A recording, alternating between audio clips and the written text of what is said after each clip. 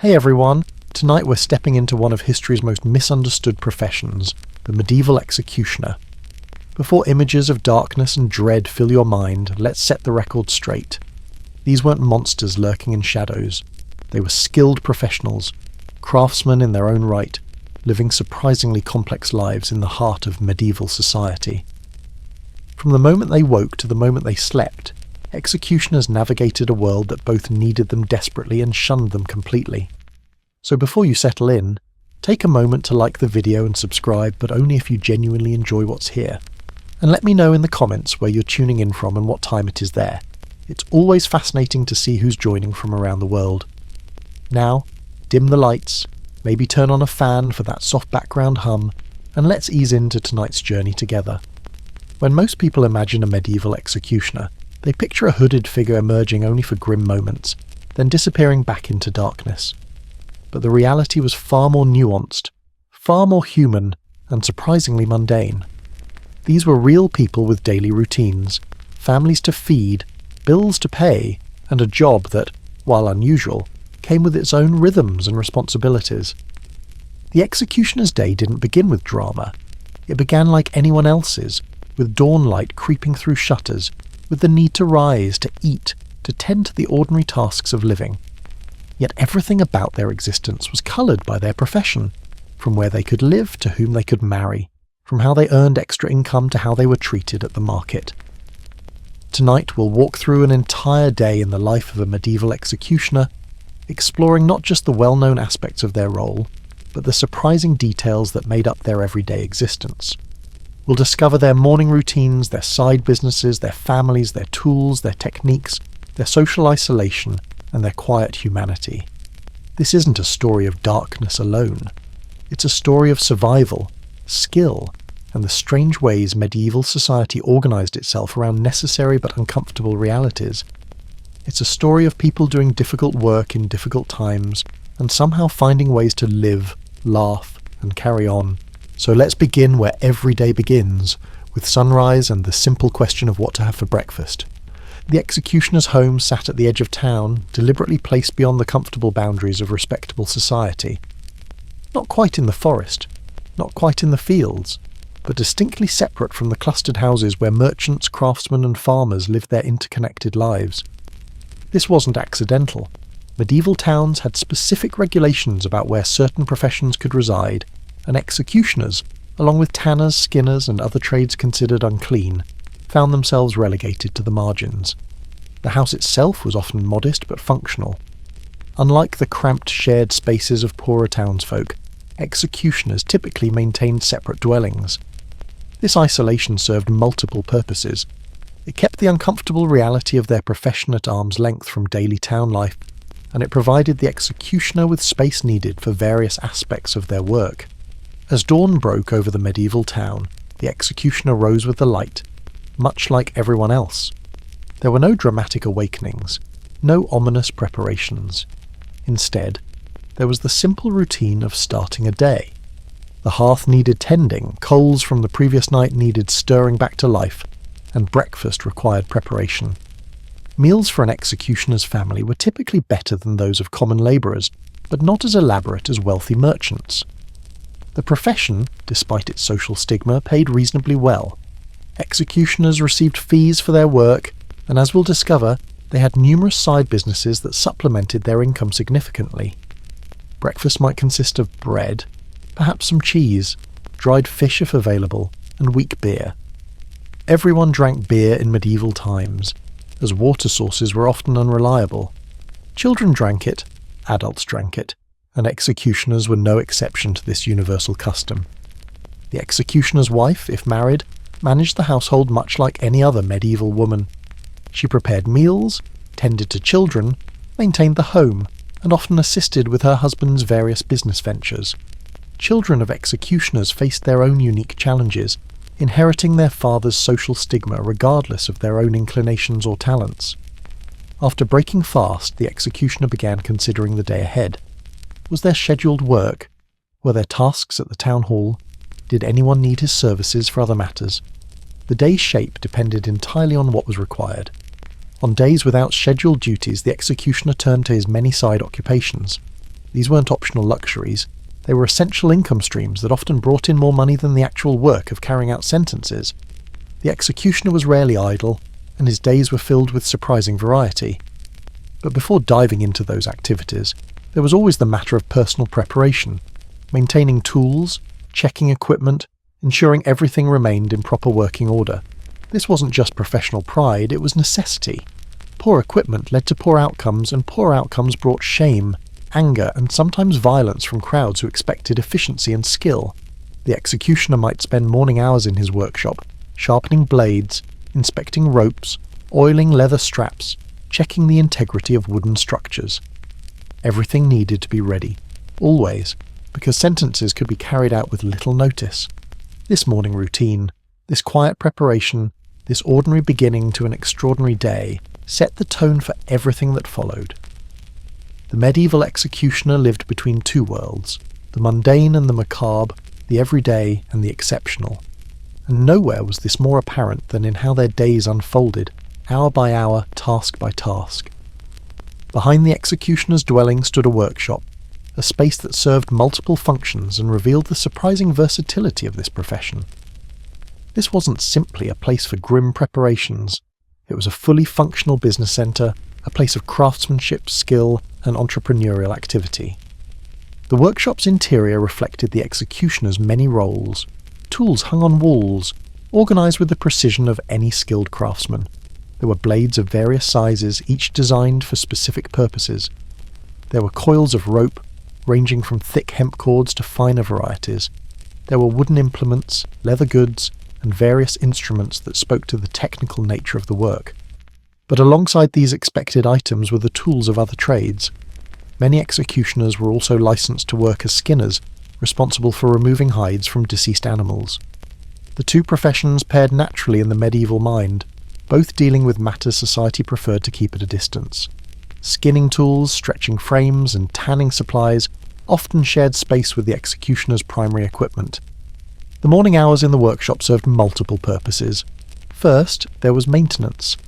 Blades required constant attention to remain sharp and rust-free. Medieval steel wasn't the refined metal of later centuries, and it demanded regular care. The executioner would test edges, sharpen where needed, and oil blades to protect against moisture. Ropes needed inspection for wear and weakness. A rope that failed at a critical moment created chaos, suffering, and public outrage. The executioner checked every inch, looking for fraying, rot, or damage. Replacement ropes were kept in reserve, always ready. But beyond maintenance, the workshop was also a place of creation and repair. Many executioners supplemented their income by offering knife-sharpening services to the town. People would bring their kitchen knives, shears, and tools to be honed. This created an interesting dynamic. Despite social stigma preventing casual interaction, practical necessity brought townsfolk to the executioner's door. These transactions were typically brief and businesslike. A person would arrive, leave their blade, perhaps exchange a few words, and depart quickly. Later, they would return to collect the sharpened tool, pay the small fee, and leave. It was commerce stripped to its essentials, functional and efficient, unmarred by social niceties but necessary for both parties. Some executioners also worked as barbers and tooth pullers. In medieval society, surgery, barbering, and bodily work were closely linked, all considered somewhat beneath the dignity of learned physicians, but essential nonetheless. The executioner's knowledge of anatomy, gained through unfortunate professional experience, made him surprisingly qualified for these tasks. Tooth pulling was common work. Medieval diets and limited dental care meant tooth problems plagued people of all social classes. The executioner, with steady hands and knowledge of the human body, could extract troublesome teeth with relative efficiency. The procedure was performed in the workshop, the patient seated on a sturdy chair, the executioner using specialised pliers designed for the task. Bloodletting was another service offered. Medieval medicine held that many ailments resulted from imbalances in bodily humours, and releasing blood was thought to restore balance. The executioner would use small, sharp lancets to open veins, collecting blood in bowls until the prescribed amount had been released. It was considered medical treatment, and people from various social levels sought these services. The workshop also housed equipment for animal slaughter and butchering. Many executioners held rights to slaughter animals for public consumption, another trade that paired naturally with their primary profession in medieval thinking. The tools for butchery, the blocks and cleavers and hooks, occupied their own section of the workspace. During morning hours, the executioner might process an animal brought by a farmer, breaking down the carcass efficiently and skillfully. The meat would be divided according to agreed-upon arrangements, with portions going to the executioner as payment, while the rest returned to the animal's owner. All of this activity, this variety of work, painted a picture quite different from popular imagination. The executioner wasn't waiting idly for the next sentence to be carried out. They were busy, productive members of society, offering services that others needed, even if those same people wouldn't acknowledge the executioner at Sunday Mass. The workshop hummed with activity through morning hours. Blades were sharpened, teeth were pulled, animals were butchered, and income flowed in from multiple streams. This was survival, medieval style. One didn't rely on a single source of income, particularly when that income came irregularly.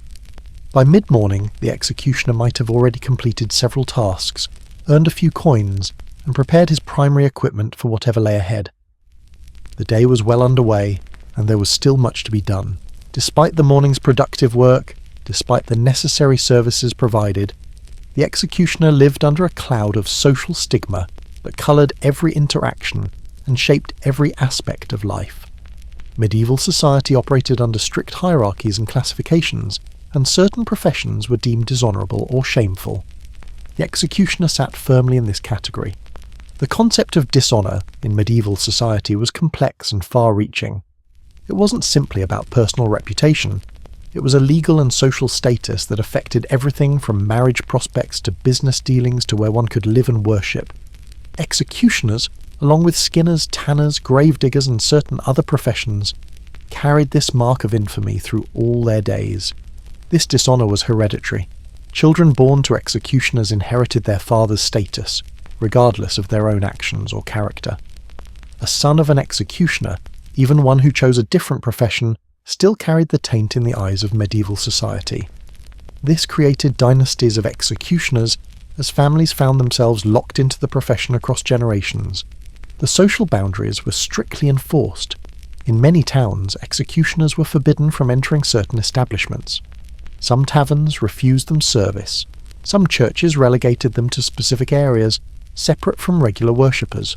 At markets, vendors might refuse to sell to them, or insist on special arrangements to avoid direct contact. Physical contact with an executioner was considered contaminating. If an executioner touched someone in a crowd, that person might recoil as if burned. Handshakes were unthinkable. Even passing items required careful positioning to avoid actual contact. This wasn't just superstition. It was deeply embedded in medieval legal and social codes. Clothing regulations sometimes required executioners to wear distinctive garments or colours. Some regions mandated specific cloaks, particular coloured hoods, or other markers that identified them at distance. This served to warn others, allowing people to avoid accidental contact or interaction. Yet within this isolation existed strange contradictions. The same people who wouldn't sit beside an executioner at church might desperately seek his services for tooth-pulling.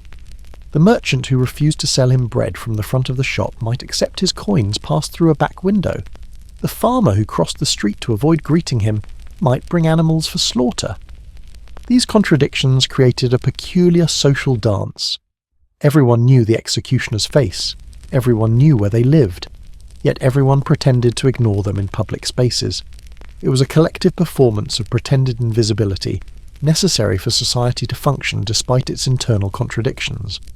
For the executioner's family, this isolation was particularly painful. A wife who married an executioner, often herself from a dishonourable profession or desperate circumstances, found herself cut off from normal female society. The friendly gossip at the well, the mutual aid among neighbours, the social networks that made medieval life bearable, all of these were denied to her. Children suffered even more. Young ones didn't understand why other children weren't allowed to play with them, why mothers pulled their offspring away with sharp words and warning looks, why school, if available at all, meant sitting apart, eating apart, being apart. As these children grew, the weight of their inherited status became clearer. Career options were limited. Marriage prospects were restricted to others from dishonourable families. The future was largely predetermined, a path worn smooth by generations of predecessors with little room for deviation. Some executioners tried to overcome this stigma through careful cultivation of professional reputation. By being exceptionally skilled, efficient and reliable, they could earn a grudging respect, though never true acceptance. An executioner known for quick, clean work faced less hostility than one whose bungling caused extended suffering. Others leaned into their isolation, cultivating an air of mystery or even fear. If society insisted on making them outsiders, they would be formidable outsiders, spoken of in whispers, granted a wide berth, treated with wary caution. Many executioners developed thick emotional armour, learning to function despite constant rejection and isolation. They built lives within their limited circles, finding friendship among others in dishonourable professions, creating their own small communities on society's margins. By midday, after hours of work and various interactions marked by this complicated social dynamic, the executioner might retreat to his dwelling for a meal. Here, within his own walls, among family who shared his status, there was respite from the performance of daily life. Here, he could simply exist without the weight of society's judgment pressing down on every moment. But even this respite was temporary. The afternoon brought new tasks, new obligations, and perhaps, if scheduled, the primary duty that defined the profession and explained, at least partially, why medieval society insisted on maintaining such rigid boundaries around those who performed it. The afternoon often brought the executioner's most lucrative and least discussed work, managing the aftermath of mortality, both human and animal. Medieval towns generated a constant supply of dead bodies, animal carcasses and organic waste that required handling. Someone had to do this work, and that someone was typically the executioner who held monopolies over these necessary but unpleasant services. The right to dispose of dead animals was a significant source of income. When horses, cattle, dogs or other animals died within town boundaries, they couldn't simply be left to rot in the streets. Health concerns, if nothing else, required removal and disposal. The executioner held the exclusive right to this work in many municipalities. This created a strange but steady business. When an animal died, its owner had to notify the executioner, who would arrive to assess the situation. The owner paid a fee for removal, but the executioner gained something valuable in return: the animal's body. Every part had value if one knew the markets. Hides could be tanned and sold. Bones could be rendered for various purposes. Fat could be collected and processed into tallow for candles and soap. Certain organs had medicinal uses in medieval pharmacology. Even hooves and horns had commercial applications. Nothing went to waste in the executioner's economy of death. The work of butchering these carcasses took place in the workshop, often in the afternoons when morning business had concluded.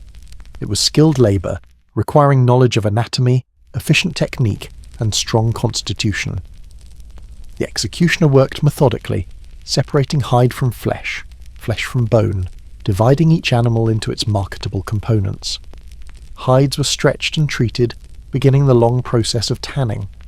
Bones were cleaned and sorted, some kept for tool-making, others sold to workshops that specialised in bone crafts. Fat was rendered in large pots over fire, producing tallow that burned slowly and steadily in medieval lamps and candles. The money earned from these animal byproducts often exceeded the fees from the executioner's primary duties. This created the ironic situation where the profession's name came from one aspect of the work, while the income largely came from another.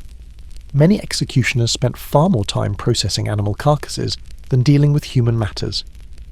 But human bodies too fell under the executioner's purview in complicated ways. In cases where individuals perished without family to claim them, where bodies were found in suspicious circumstances, or where certain sentences resulted in mortality, disposal became necessary. The executioner, already marked as dealing with death, became the logical person for this grim duty. This work was handled with more solemnity than animal processing, though still in a practical, business-like manner.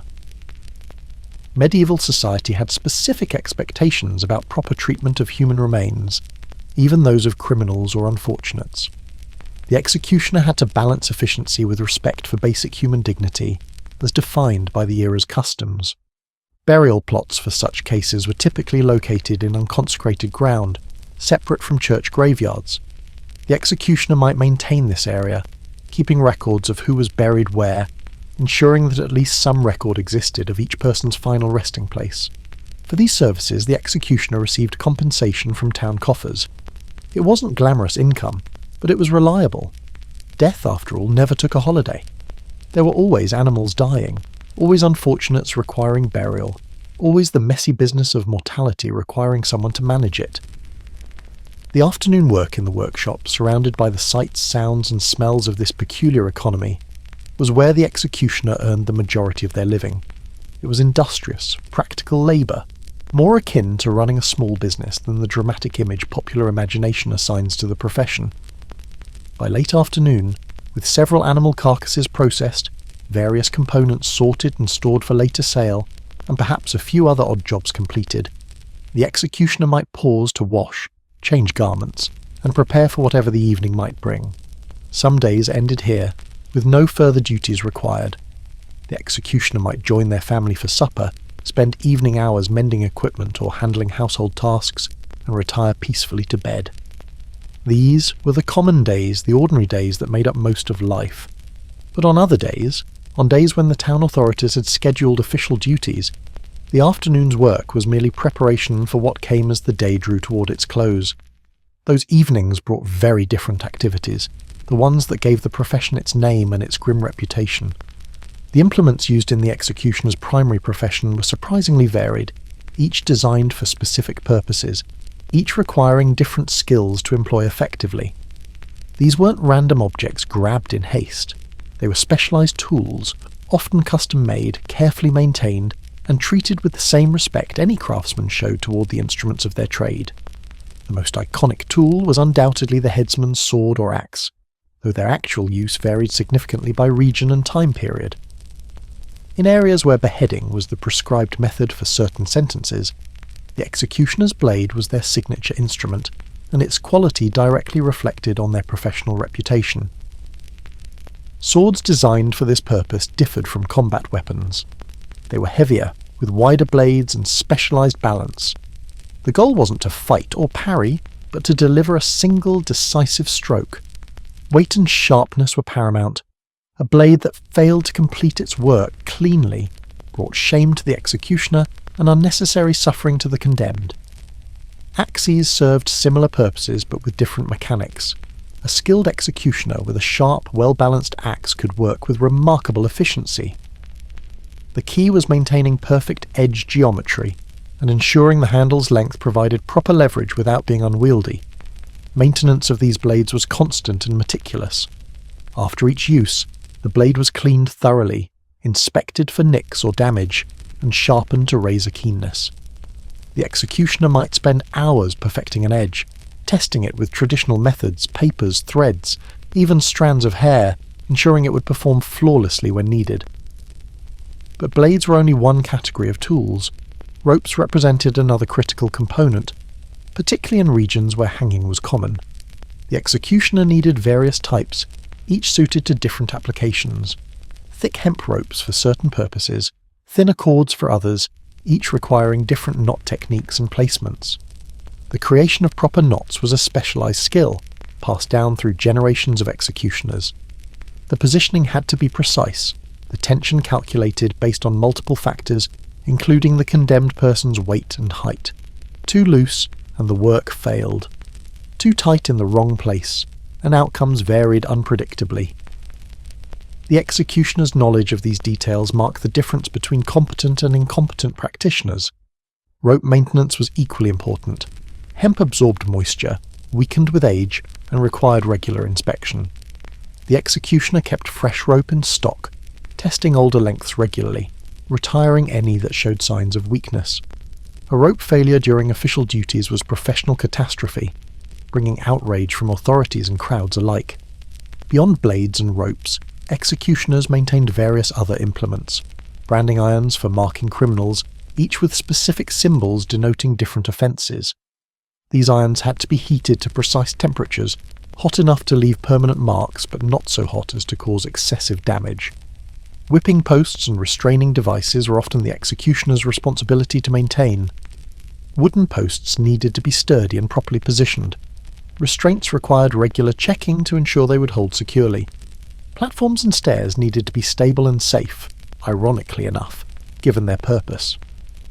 Some executioners were also responsible for pillories and stocks, the wooden restraining devices used for public shaming. These required construction skills, carpentry knowledge, and regular maintenance. Hinges needed oiling, wood needed replacing when it rotted, and the devices needed to be positioned prominently in public squares. The toolkit also included more mundane but equally necessary items: buckets, cloths, cleaning supplies for maintaining equipment and work areas, torches or lanterns for work conducted after dark, carts or sledges for transporting heavy items or occasionally bodies. Record-keeping materials were surprisingly important. Many executioners maintained careful documentation of their work: dates, names, sentences carried out, fees collected. These records served multiple purposes: proving work was completed as ordered, supporting fee collection, and providing historical documentation. All of these tools required storage space, hence the workshop's importance. Everything needed to be organised, accessible, and secure. Tools represented significant investment, both financial and in terms of professional reputation. An executioner's toolkit was their livelihood, deserving respect and care. The relationship between executioner and tools was almost meditative. Hours spent sharpening a blade, testing a rope's strength, adjusting a device's fit. These weren't just practical tasks. They were rituals of preparation, ways of mentally and emotionally readying oneself for difficult duties. The tools themselves carried weight beyond their physical properties. They had been used for grim purposes, had ended lives, had inflicted pain. Yet they were still just tools, objects without moral quality, no different from a butcher's cleaver or a carpenter's saw. The executioner had to maintain this perspective, to see the implements as neutral instruments rather than as extensions of darkness. By evening, with tools checked, maintained and ready, the executioner could face whatever duties awaited with confidence that their equipment would perform reliably. This professional preparation was essential, a buffer against the chaos and unpredictability that could arise despite the best planning. On days when official duties were scheduled, the executioner's routine shifted significantly. Word would come from town authorities, sometimes days in advance, sometimes mere hours before. A sentence had been passed and the executioner's services were required. The entire household would be aware. These weren't days of ordinary work. The executioner prepared methodically. First came personal preparation, bathing if time allowed, donning specific garments often required for official duties. Some regions mandated particular clothing, red or black cloaks, distinctive hoods, ceremonial elements that marked the occasion's gravity. Next came equipment selection and inspection. The executioner chose tools appropriate for the specific sentence, verified their condition one final time, and gathered any additional items needed. An assistant, often the executioner's son or another family member, might help carry equipment to the designated location. The walk through town to the execution site was its own peculiar ritual. People cleared a path, but not out of respect, out of superstitious avoidance. Some made signs against evil as the executioner passed. Others simply looked away, unwilling to acknowledge what was about to occur. Children might follow at a distance, curious and horrified in equal measure. Vendors positioned near the route might do brisk business in ale and food as crowds gathered. Public sentences drew spectators like markets drew shoppers, a grim form of entertainment that medieval society accepted as normal. The execution site itself varied by location. Some towns had permanent structures, platforms or scaffolds maintained year-round. Others erected temporary arrangements as needed. The executioner usually had input on construction, ensuring structures were sturdy, properly sized, and positioned for effective work. Arrival at the site meant final preparations. Equipment was arranged within easy reach. The executioner surveyed the space, checking sight lines, considering how crowds would flow, anticipating potential problems. Weather conditions mattered. Wind could affect smoke from torches. Rain could make wooden surfaces treacherous. Authorities arrived, magistrates, clerks, sometimes local nobility if the case was significant. They positioned themselves at appropriate distances, visible symbols of legal authority. Guards maintained order, keeping crowds at bay but close enough to witness, as public display was part of the sentence's purpose. The condemned would be brought forth, often accompanied by clergy offering final spiritual comfort. The executioner traditionally remained apart during these moments, not participating in the religious elements, maintaining professional distance until duties required engagement. When the time came, the executioner stepped forward.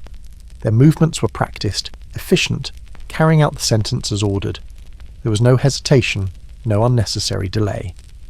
The work was done with professional competence, witnessed by assembled crowds, documented by official observers. The moments of actual work were brief, measured in seconds or minutes rather than hours. Yet they were what defined the profession in public consciousness, overshadowing all the ordinary labour that filled the executioner's days. These few minutes, repeated occasionally throughout a career, gave the profession its name and its infamy. After completion, there was clean-up. Equipment had to be gathered, areas had to be tidied, officials had to be satisfied that sentences were carried out according to specifications. Sometimes documentation required signing, fees required collection, formal procedures required observation. The executioner then departed, retracing the route back through town, perhaps drawing even more averted eyes now. The crowd's earlier curiosity transformed into discomfort, now that the spectacle had concluded. People scattered, returning to normal activities, eager to distance themselves from what they had just witnessed. Back at the workshop, equipment required thorough cleaning and maintenance. This work was done carefully, methodically, restoring tools to pristine condition. The executioner might work alone, lost in thought, processing the day's events in whatever way their mind had learned to handle such experiences. By evening, with equipment cleaned and stored, the executioner rejoined their family. Supper might be quiet, conversation muted. Even family members who had grown up around the profession found these days unsettling. They were simply part of life, but never easy parts. The executioner might sit by the fire after the meal, staring into flames, sipping ale, letting the day's weight settle. Tomorrow would bring ordinary work again, the routine tasks that filled most days. But tonight held a different quality, a heaviness that required its own space and time. These days of duty were infrequent, maybe a few times per year in smaller towns, more often in larger cities, but still not constant. Yet they cast shadows that extended beyond their actual occurrence, colouring how society viewed the profession, how families experienced life, how executioners thought about their own existence. Understanding the executioner's financial situation reveals surprising complexity. Despite social stigma, the position could be quite lucrative, though income streams were diverse and sometimes unexpected. The executioner was essentially a medieval entrepreneur, managing multiple business lines under the umbrella of a single profession. Base salary from official duties existed but varied wildly by location and era. Some towns paid regular stipends, quarterly or annual amounts that provided stable income regardless of how frequently services were required. Others paid per task, compensating executioners only when they actually carried out sentences. Fee structures were often codified in town charters or legal documents. Different sentences commanded different rates, reflecting complexity, required skill, and public interest. Beheadings might command higher fees than other methods, given the skill required and the dramatic nature of the spectacle. Additional payments came from multiple sources. The condemned person's family might pay fees for various considerations, requests for particular timing, for religious observers to be present, for bodies to be released for proper burial. These payments went to the executioner as part of the complex economy surrounding the process. The executioner's right to the condemned's clothing and possessions was a significant benefit. Medieval clothing was valuable, as fabric and garments represented substantial investment. After sentences were carried out, these items became the executioner's property, to be sold or kept as seen fit. This created odd marketplace dynamics. Dealers in used clothing would purchase garments from the executioner, then resell them to the general population. People might unknowingly wear shirts or coats that had belonged to condemned criminals, a situation that would have horrified them had they known, but which was common practice in an era when nothing was wasted. Personal effects beyond clothing, money, jewellery, tools, anything the condemned possessed, typically transferred to the executioner. Valuable items could be sold, generating significant income. This created financial incentive for executioners to hope for sentences involving wealthier individuals, a somewhat morbid calculus. Beyond official duties, the executioner's monopolies on certain trades provided steady income. The exclusive right to remove dead animals generated consistent business, as did the sale of animal byproducts. Tallow, rendered from animal fat, was always in demand for candles and soap making. Hides and leather represented another income stream. After tanning, these could be sold to craftsmen who worked them into various goods. The executioner didn't need to complete the entire leatherworking process, just prepare raw materials for sale.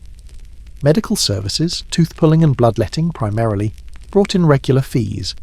Despite social stigma, people needed these services, and the executioner's knowledge and skill made them qualified providers. A tooth extracted or a bloodletting session might cost a few coins, but these transactions added up over time. Knife sharpening services provided small but regular income. Every household needed sharp knives, scissors required honing, craftsmen needed their tools maintained. The executioner's skill with blade maintenance made this a natural side business. Some executioners held additional licenses or monopolies. In certain towns, they might have exclusive rights to operate specific types of businesses within their territory, such as particular aspects of waste removal or specific animal-related services. All of this created a financial picture that could range from comfortable to quite prosperous, depending on location, opportunity, and entrepreneurial skill. A savvy executioner in a large, wealthy town could earn more than many skilled craftsmen, despite the social stigma attached to the source of that income. Record-keeping was essential for financial management. The executioner had to track fees owed, payments received, business expenses, and income from various sources. Some kept detailed ledgers, documenting every transaction, creating paper trails that satisfied town authorities and protected against disputes. Tax obligations fell on executioners like other professionals, though collection might be awkward given their social status. Tax collectors had to overcome their distaste for interaction long enough to collect what was owed, creating yet another strange social dance. The executioner's home and property represented investment and financial security. Unlike some professions where practitioners might rent space or work from shared facilities, executioners typically owned their homes and workshops, property that could be passed to children, maintaining family wealth across generations. Retirement planning was informal but real. An aging executioner might train a son or other relative to take over duties, gradually transferring responsibilities while still collecting income from monopolies and side businesses. This allowed for graceful exit from active work while maintaining income streams. Some executioners accumulated enough wealth to loan money, though finding borrowers willing to deal with them was complicated by social stigma. Still, someone desperate enough for coin might overcome scruples, and interest on loans provided passive income. The economics of the profession created interesting contradictions. Here was work so stigmatized that practitioners were socially shunned, yet financially rewarding enough that dynasties formed around it, with sons following fathers for generations despite the personal costs of social isolation. Life within an executioner's household carried unique challenges and dynamics. Family members shared the social stigma, creating bonds of necessity and mutual understanding that both sustained and constrained them. Inside their home's walls, they could be themselves. Beyond those walls, they wore their inherited status like uncomfortable clothing. Marriage for executioners was complicated. Whom could they marry? Social restrictions meant respectable families wouldn't consider their daughters or sons as potential spouses for executioners. This channeled executioners toward partners from other dishonourable professions or from families desperate enough to overlook stigma. Executioner dynasties often intermarried, creating networks of related families across regions. An executioner in one town might have siblings or cousins holding similar positions elsewhere. These connections provided support networks that partially compensated for broader social isolation. Wives of executioners faced particular challenges. They managed households like other medieval women, but without the social networks that normally sustained such work. Borrowing a cup of flour from a neighbour, exchanging childcare assistance, gathering with other women for communal tasks, all these normal interactions were denied or severely limited. The executioner's wife often assisted with business operations. She might manage the sale of animal byproducts, maintain customer records for knife sharpening services, or handle financial bookkeeping. Her labour was essential to the household's economic success, even if medieval society barely acknowledged women's work in any profession. Children grew into awareness of their family's status gradually. Young children knew their father's work was different, but the full weight of social stigma dawned slowly as they encountered rejection from other children, as they learned why they couldn't participate in certain activities, as they understood their limited futures. Education for executioners' children was minimal if available at all. Many schools refused them entry. Those that permitted attendance often segregated them, seating them apart, treating them differently. This limited literacy and learning opportunities that might have offered paths to different lives. Apprenticeship in other trades was typically closed to executioners' sons.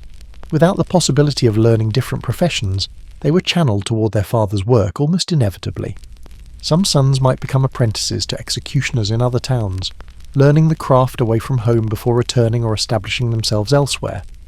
Daughters faced even bleaker prospects. Marriage options were limited to men from dishonourable families. Career opportunities beyond household labour were nearly non-existent. Some might marry assistant executioners or men in related professions. Others might never marry at all, remaining in their father's household throughout their lives. Despite these constraints, family life had its ordinary moments. Meals were shared, stories were told, children played in their isolated yards, parents worried over their offspring like parents everywhere. Within their small circle, normal human dynamics played out. Love and frustration, pride and disappointment, the full range of familial emotion. Holidays and festivals presented particular awkwardness. The family couldn't participate fully in communal celebrations. They might observe from distances, mark occasions privately within their home, create their own traditions separate from town festivities. Christmas, Easter, harvest festivals, all were experienced from the margins. Religious life was complicated. Most executioners' families attended church, as this was expected and often required by law, but they sat in designated areas, apart from other parishioners. Some churches had specific sections for dishonourable professions, gathering all the socially questionable together in their own group. Taking communion could be awkward, with priests showing visible reluctance to offer the sacrament. Some executioners chose to take communion rarely, only during major holy days when refusal would be too conspicuous. Others pushed past the discomfort, insisting on their right to participate in religious life despite social stigma. Children's baptisms, weddings, funerals, all the major life events marked by religious ceremony, were conducted but often with less fanfare, fewer witnesses, muted celebration. The executioner's family experienced life's milestones in quiet ways, their legitimate spiritual and social needs met minimally. Yet within these constraints, love existed. Husbands and wives built partnerships that sustained them through difficult circumstances. Parents cherished their children, working to provide for them as best they could. Siblings formed close bonds, united by shared experience of social exclusion. The executioner's family developed resilience, learning to find satisfaction and meaning within their limited sphere, building lives that were perhaps circumscribed but nonetheless complete in their own way.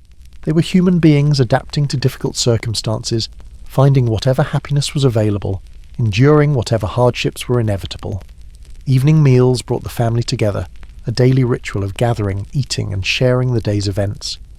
The executioner might discuss business matters with his wife, hear about children's activities, participate in ordinary domestic conversations that, for a brief time, let him be simply a father and husband rather than a bearer of social stigma. As night fell and the family prepared for sleep, the day's complexities faded temporarily. In the darkness of their isolated home, they were simply people, no different in their fundamental humanity than the respectable townsfolk who shunned them. They slept, they dreamed, they woke to face another day.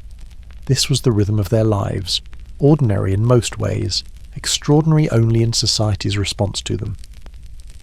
The executioner's profession required substantial expertise, learned through years of training and practice. This wasn't work that anyone could simply begin doing. It demanded specific technical skills, physical capabilities, and mental fortitude that took time to develop. Training typically began in adolescence, with sons of executioners learning from their fathers. This apprenticeship model was common across medieval professions, but executioner training had unique aspects.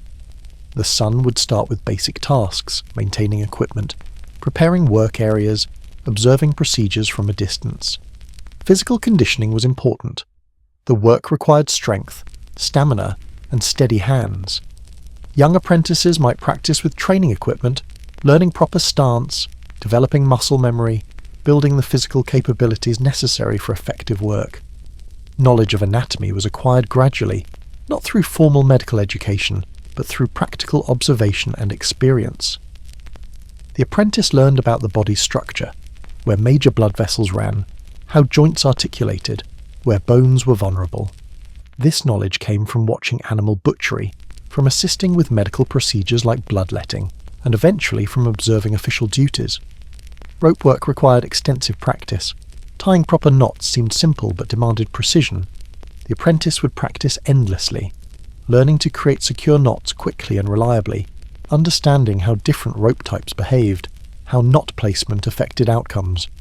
Ropes were tested with weights, techniques were refined through repetition. Blade work required even more extensive training. An apprentice might practice strikes on large pieces of meat or special training devices, developing accuracy, learning proper angles, building confidence. The goal was smooth, efficient movement without hesitation, a skill that took years to master. Psychological preparation was perhaps most important and least discussed. How does one prepare mentally for this work? Medieval society didn't have language for psychological training, but effective executioners developed coping mechanisms, ways of emotionally distancing themselves from the human dimension of their duties. Some apprentices couldn't complete training. The work proved too difficult psychologically, or they lacked necessary physical capabilities, or simply wished to avoid the profession despite limited alternatives. These young men faced difficult futures, marked by their family status but without skills to support themselves in the family trade. Successful apprentices gradually took on more responsibility. They might assist with less critical aspects of official duties, preparing equipment, managing crowds, handling logistics. Eventually, under supervision, they might begin performing actual work, with their father ready to step in if anything went wrong. The transition from apprentice to independent practitioner was gradual and informal. There wasn't typically a formal examination or licensing process. Rather, the young man would reach a point where his father felt confident in his abilities, where town authorities accepted him as capable, where his skills were proven through successful work.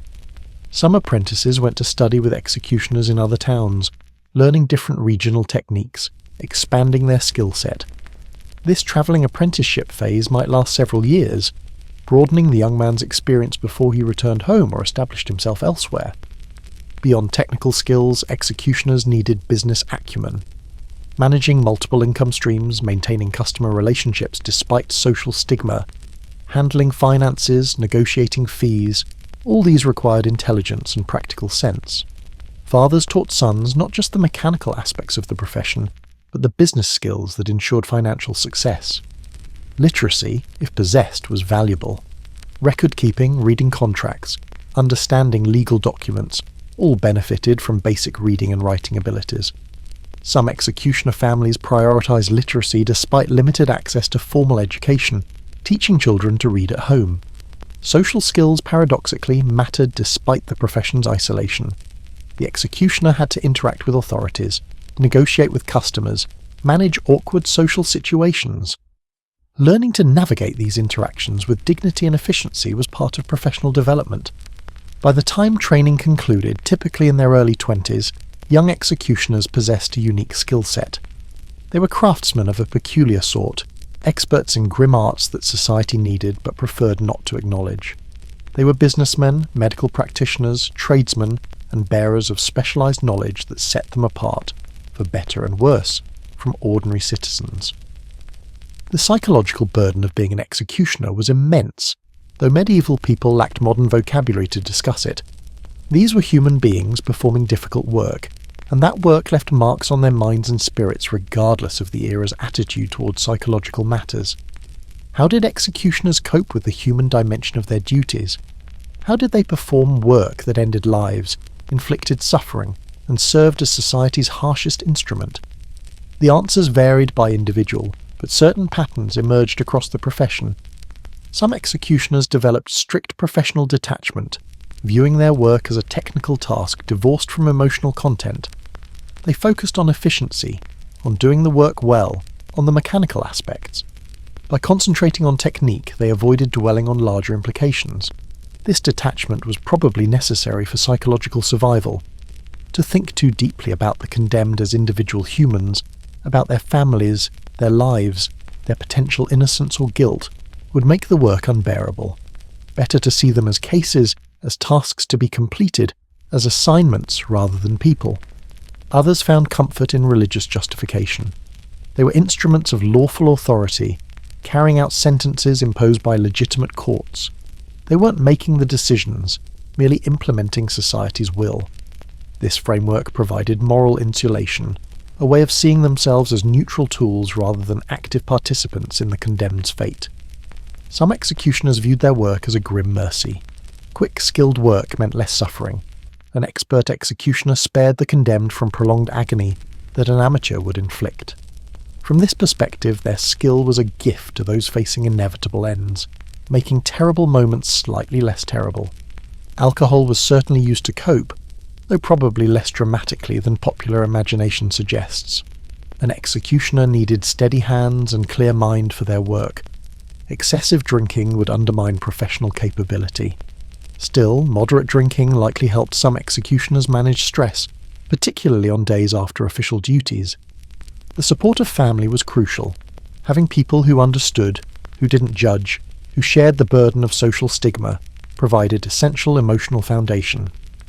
Within the household, the executioner could express doubts, fears, sadness, knowing these vulnerabilities wouldn't be used against them. Some executioners might have been naturally suited to the work, possessing personality traits that made the psychological burden more manageable.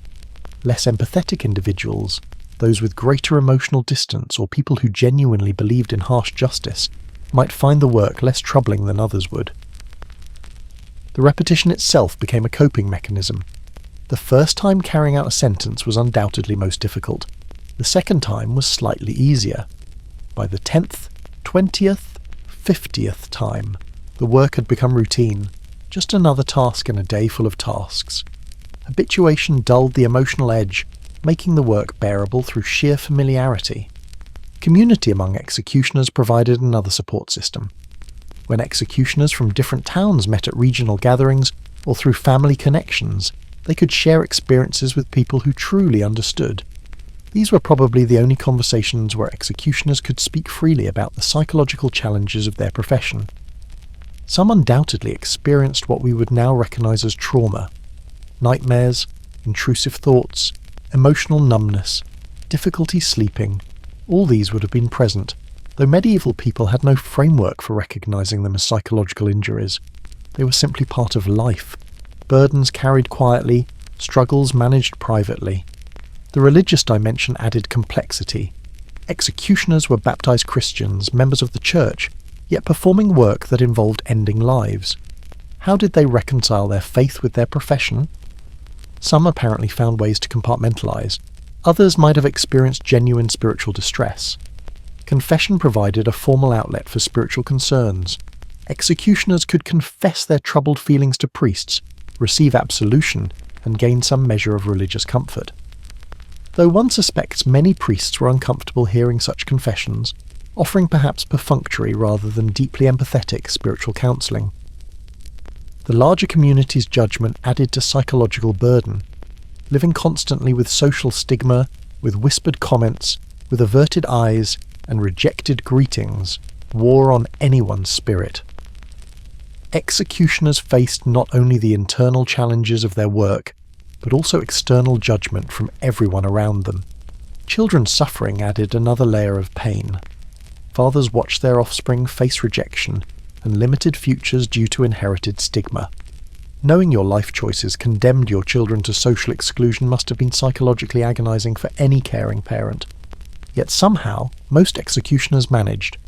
They got up each day, completed their work, supported their families, and lived lives that, while marked by difficulty, contained moments of satisfaction, perhaps even happiness.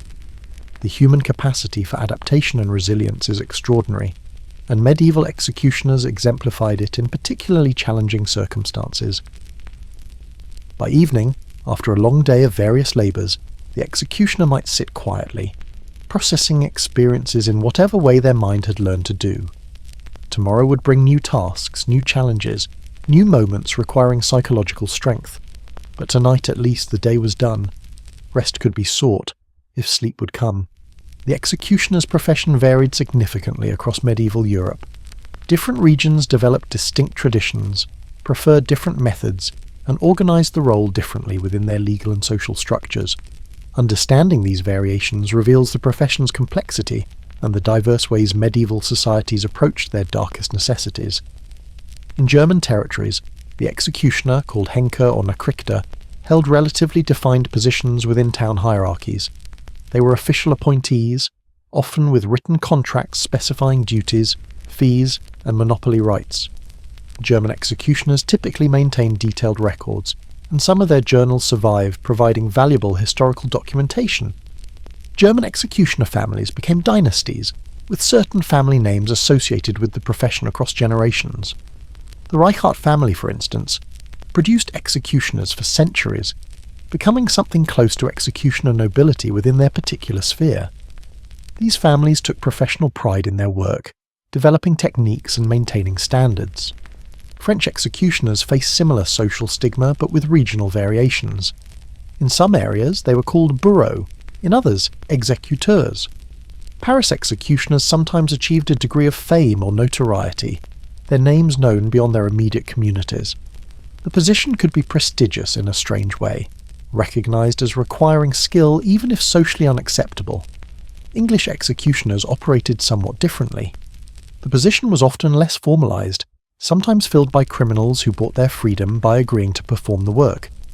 This led to more variation in skill and professionalism.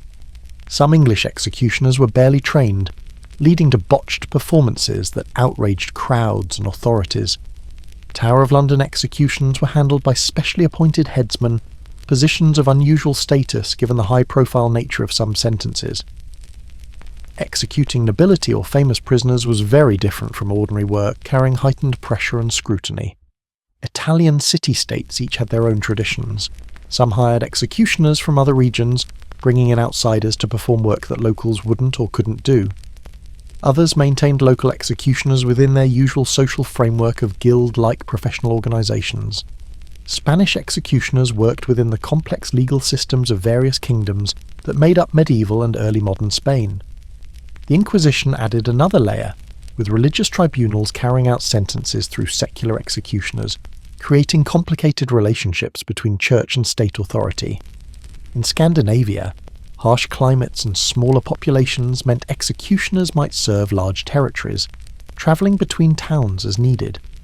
Their semi-itinerant lifestyle differed from the settled existence of executioners in more densely populated regions.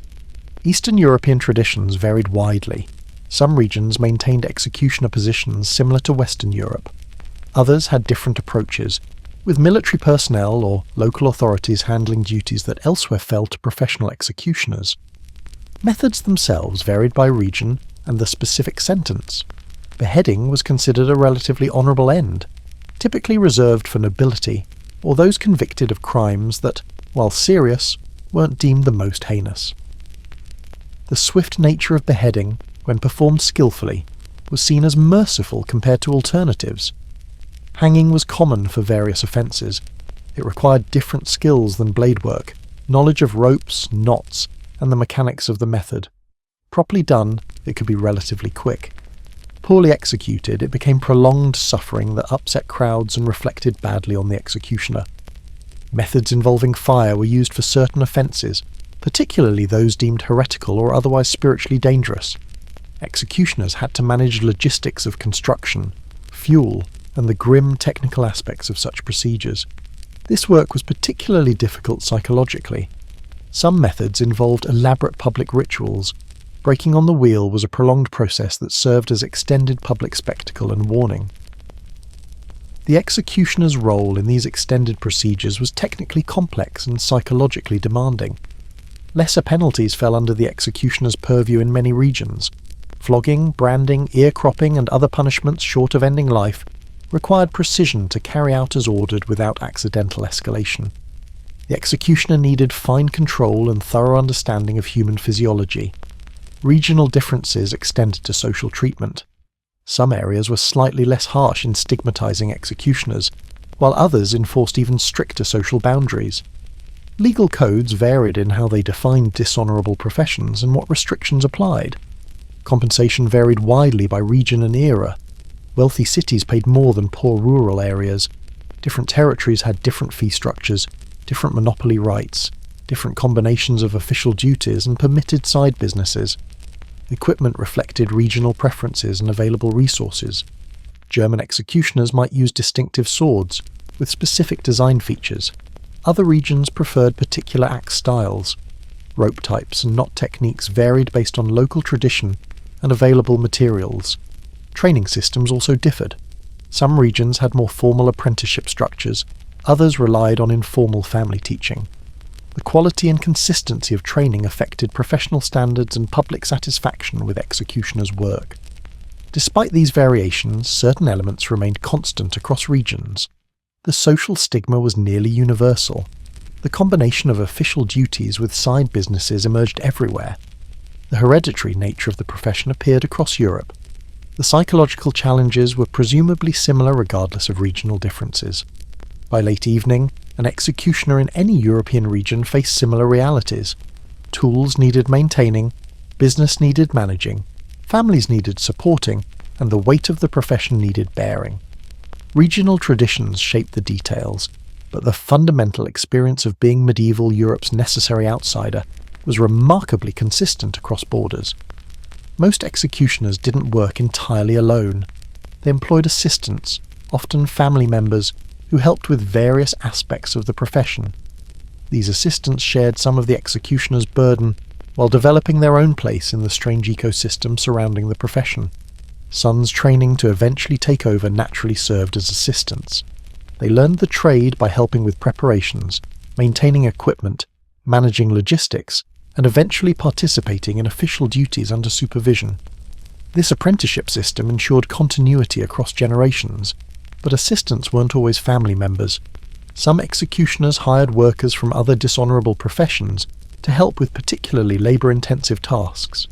Knackers, who processed dead animals, might assist with animal-related work.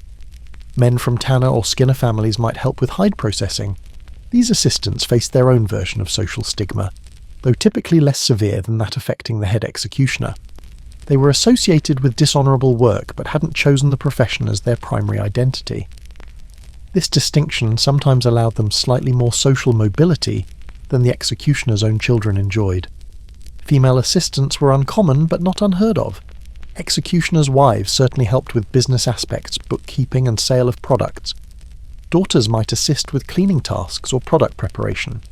However, women generally weren't involved in the primary duties that gave the profession its name.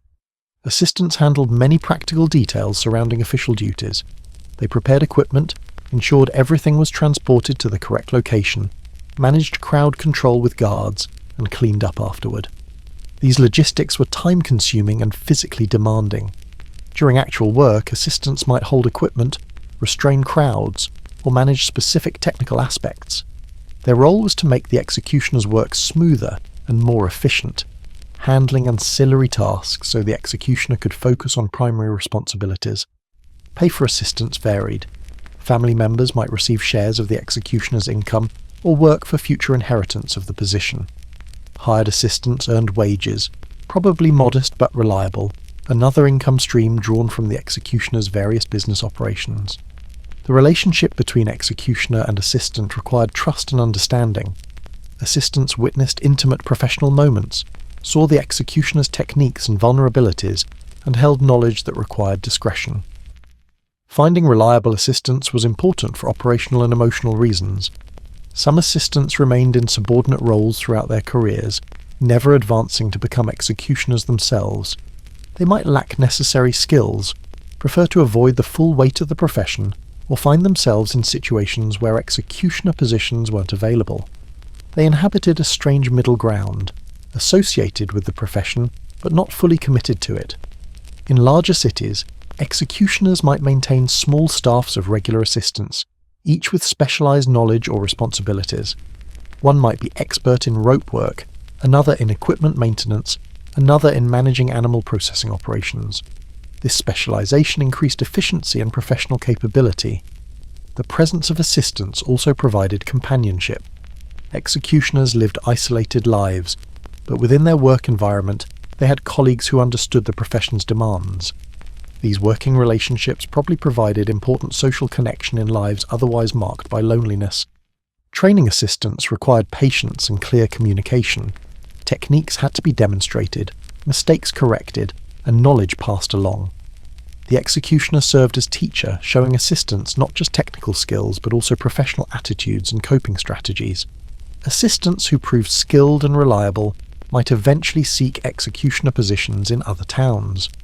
The medieval world had limited social mobility, but within dishonourable professions, a talented assistant could potentially advance by moving to a community that needed an executioner and accepting their trained capabilities. Some assistants came from broken families or desperate circumstances, seeking any employment they could find. The executioner's need for help provided opportunity for people with few alternatives. It was work that offered income in exchange for accepting social stigma, a trade-off some desperate individuals were willing to make. By evening, after a day of work, assistants departed to their own homes, leaving the executioner alone with family. The working relationships ended at the workshop door, rarely extending into social life. Assistants and executioners collaborated professionally but maintained distance otherwise, each returning to their separate worlds when duties concluded. Beyond the most severe sentences, medieval justice employed numerous lesser penalties, and many of these fell under the executioner's administration. Managing these punishments required different tools and techniques, adding to the profession's complexity and daily variety. Branding irons marked criminals with permanent symbols identifying their offences. Each iron bore a specific letter or symbol: T for thief, M for murderer, V for vagabond, depending on regional conventions. The executioner maintained these irons, heating them to proper temperatures and applying them with precision to designated body parts. The process required careful attention to heat management. Too cool, and the brand wouldn't mark permanently. Too hot, and it caused excessive damage. The executioner learned through experience to judge iron temperature by colour and feel, developing instincts about when the metal was perfect for its grim purpose. Application locations varied by region and offence. Cheeks, foreheads, shoulders, hands, each body part carried different social implications. A facial brand was particularly harsh, making the person's criminal status immediately visible to everyone they encountered. The executioner followed court specifications precisely, marking the exact location ordered. Whipping posts required maintenance. These wooden structures needed to be sturdy, positioned prominently in public spaces, and kept in good repair. The executioner ensured posts remained functional, replacing rotted wood, securing them firmly in the ground, and maintaining restraints used to hold criminals during punishment. Whips themselves came in various types. Some were simple leather strips attached to wooden handles. Others incorporated multiple lashes, knots, or small weights that increased pain. Regional traditions and specific sentences determined which implement was used. The executioner maintained each type, replacing worn leather, ensuring handles remained solid. Administering flogging required physical stamina and calibrated force. Sentences specified exact numbers of lashes, and the executioner had to deliver the prescribed amount with enough force to constitute real punishment but without causing unintended mortality. This balance demanded experience and control. Pillories and stocks served as devices for public humiliation. Pillories held criminals upright by neck and wrists, exposed to public ridicule. Stocks secured ankles, forcing criminals to sit in uncomfortable positions. Both devices were constructed from wood, with hinged halves that locked around the criminal's body. The executioner often built and maintained these devices, requiring carpentry skills. Dimensions had to accommodate different body sizes, hinges needed regular oiling, locks had to function reliably, and wood required replacement when weather damage occurred. It was practical craftwork serving unusual purposes. Criminals in pillories and stocks faced hours or days of public exposure. Crowds threw rotten food, insults, occasionally worse.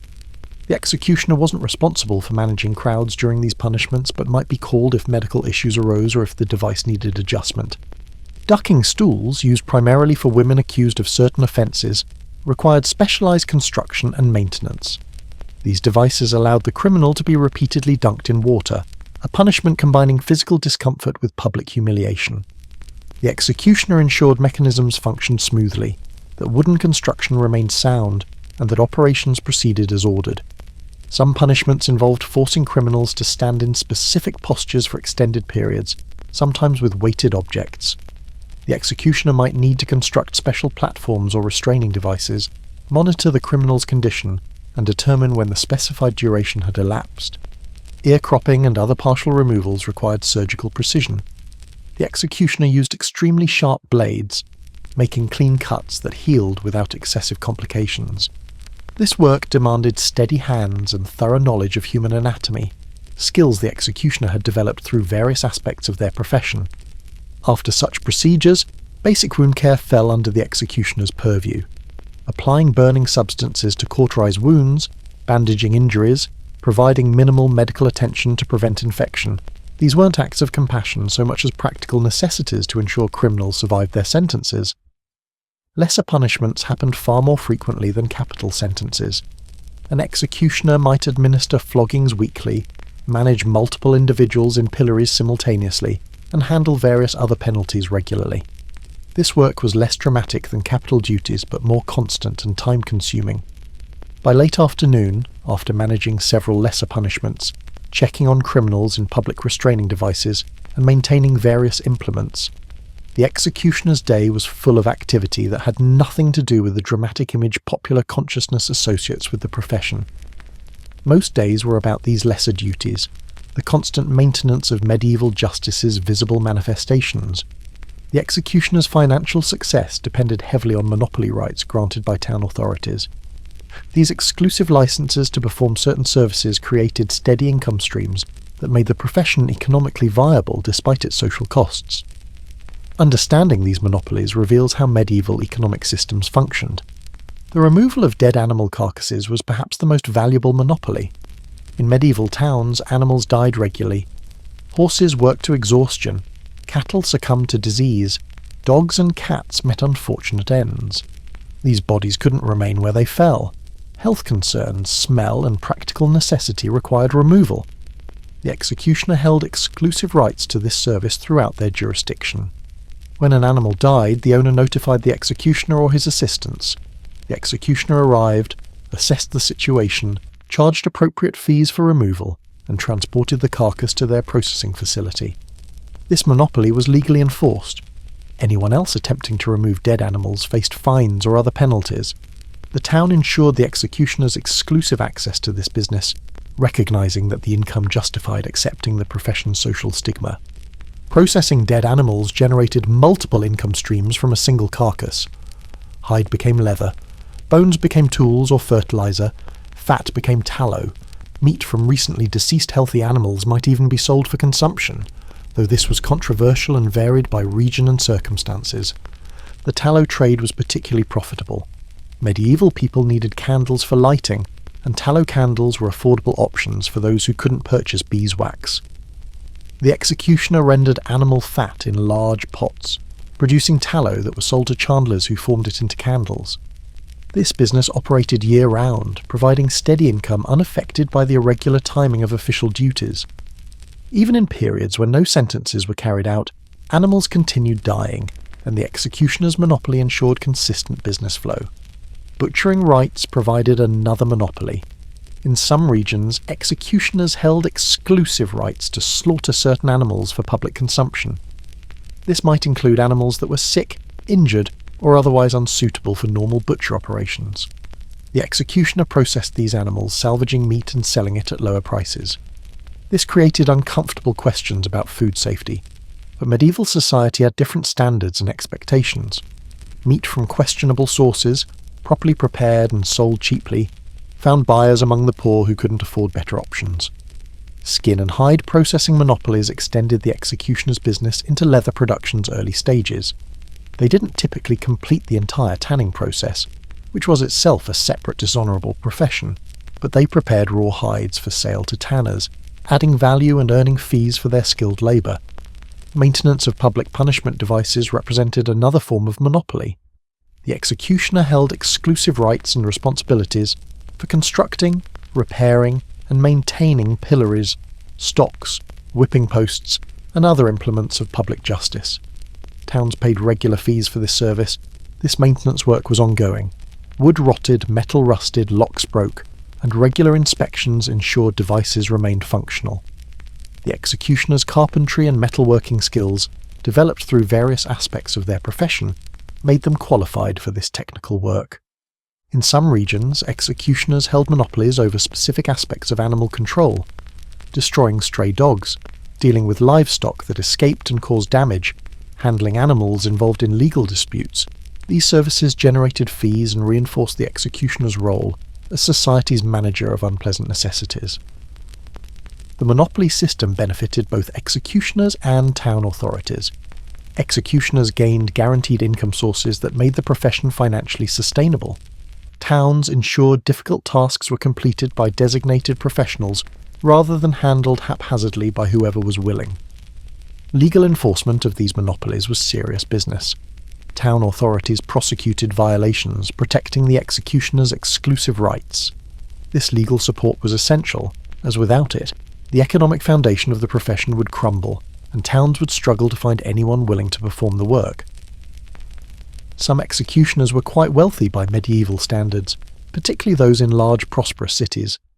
Their combination of official fees, monopoly income, and various side businesses could generate substantial wealth. This created the paradox of social outcasts who were financially comfortable or even prosperous. Managing these diverse business operations required organizational skill and business acumen.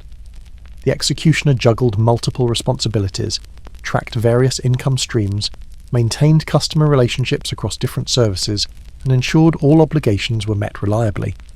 By evening, after a full day of business operations, the executioner might review accounts, count coins earned from various sources, and plan the next day's activities. The profession was as much about entrepreneurship and commerce as it was about its more dramatic official duties. The executioner's intimate knowledge of human anatomy, gained through grim professional experience, made them unexpectedly valuable as medical practitioners in certain contexts. Medieval society's division of labour placed bodily work, including surgery and certain medical procedures, in the hands of barber surgeons and, by extension, executioners. Tooth extraction was common work. Medieval diets, limited dental hygiene, and lack of preventive care meant tooth problems afflicted people across all social classes. A bad tooth could cause excruciating pain, infection, and serious health complications. Removal was often the only solution. The executioner's practice in precise, controlled work with sharp implements made them skilled extractors. They used specialized pliers, forceps designed to grip teeth firmly without crushing them. Proper technique required understanding tooth root structure, jaw anatomy, and how to apply leverage effectively. The procedure was performed in the executioner's workshop or sometimes at the patient's home. The patient sat in a sturdy chair, head braced. The executioner examined the problem tooth, selected appropriate tools, positioned carefully, and extracted with quick, firm movements. Speed was important, as the procedure was intensely painful, and prolonged work increased suffering. Pain management options were limited. Some practitioners offered patients strong alcohol to dull sensation. Others used herbal preparations believed to reduce pain, though their effectiveness varied. Mostly, patients simply endured, gripping chair arms and hoping for quick completion. Post-extraction care was minimal. The executioner might pack the socket with cloth soaked in wine or herbal mixtures believed to prevent infection. Patients received instructions to avoid certain foods, rinse with specific solutions, and return if problems developed. Infections were common, sometimes leading to serious complications. Despite the pain and risks, people sought these services regularly. The relief from chronic tooth pain outweighed the procedure's discomfort. The executioner's reputation for steady hands and efficient work made them valued practitioners, strange though it seemed to seek medical care from someone whose primary profession involved very different activities. Bloodletting represented another medical service. Medieval humoral theory held that illness resulted from imbalances in bodily fluids, blood, phlegm, yellow bile, and black bile. Removing excess blood was thought to restore balance and cure various ailments. The executioner performed bloodletting by opening veins, typically in the arm, using small sharp lancets. The blood flowed into bowls, and the practitioner monitored the amount released according to contemporary medical understanding. Different conditions supposedly required different quantities of blood removal. This practice was widespread, performed on people of various social levels, though wealthy individuals might prefer physicians or more respectable practitioners. Those unable to afford such services, or those who preferred the executioner's practical approach, sought them out despite social stigma. The executioner's knowledge of vascular anatomy, where major blood vessels ran, how to access them safely, how to control bleeding afterward, made them competent practitioners. They had learned these details through unfortunate professional experience, but the knowledge had practical medical applications. Setting broken bones was sometimes requested, though this was more commonly the domain of other practitioners. The executioner's understanding of skeletal structure and experience with physical manipulation occasionally led to requests for help with fractures or dislocations. Treatment of wounds also fell within their capabilities. The executioner knew how to clean injuries, stitch lacerations, apply dressings, and provide basic wound care. In an era when accidents were common and medical care was limited, these practical skills filled important needs. Some executioners developed reputations as specialists in certain procedures. One might be known for particularly skillful tooth extraction, another for bloodletting, a third for wound care. These reputations brought business beyond their immediate localities, with people travelling considerable distances to seek treatment. The social dynamics of these medical interactions were awkward.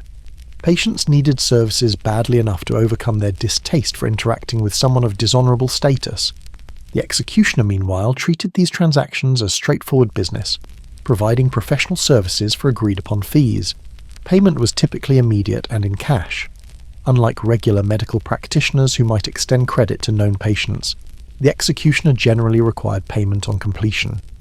This wasn't cruelty, but practical necessity given their social position and limited recourse if patients defaulted. Medical work provided steadier income than official duties. People needed teeth extracted, bloodlet, wounds treated regularly. These procedures happened throughout the year, unaffected by the irregular timing of criminal sentences. An executioner might earn more from medical practice than from carrying out legal penalties. The tools of medical practice required the same careful maintenance as other equipment.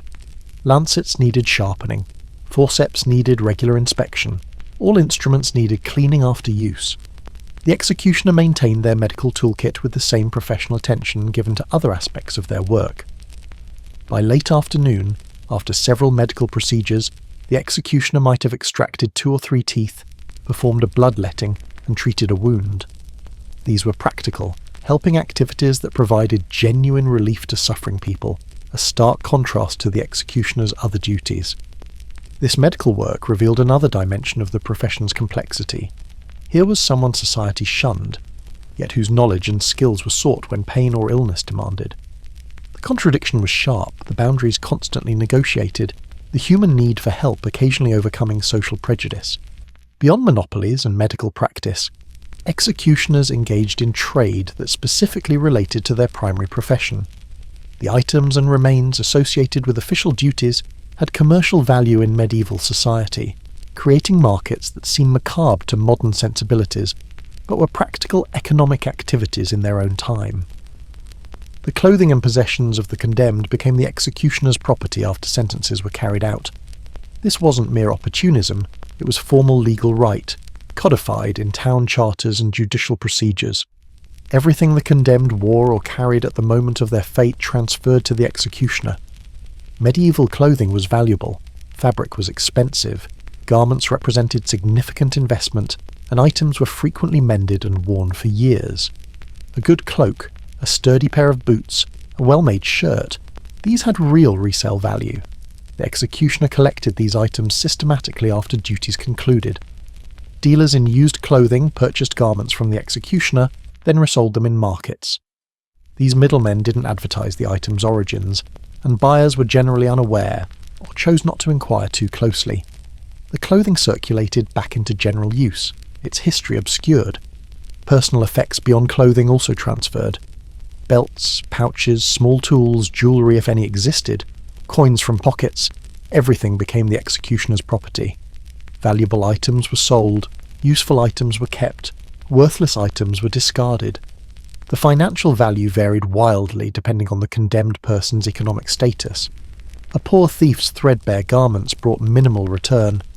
A wealthy murderer's fine clothes could represent significant windfall. This created the somewhat ghoulish reality that executioners financially benefited more from carrying out sentences on wealthy individuals.